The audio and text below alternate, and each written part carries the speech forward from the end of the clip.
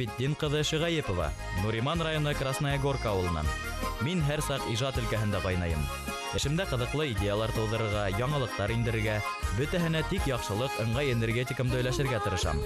Төрле байрамдар оештыручы булып эшләйм, мәҗлестәр алып барам. Кайда иҗат, шунда мин. Мин йырламый яшәй алмаем һәм һәр сак матурлыкка ынтылам.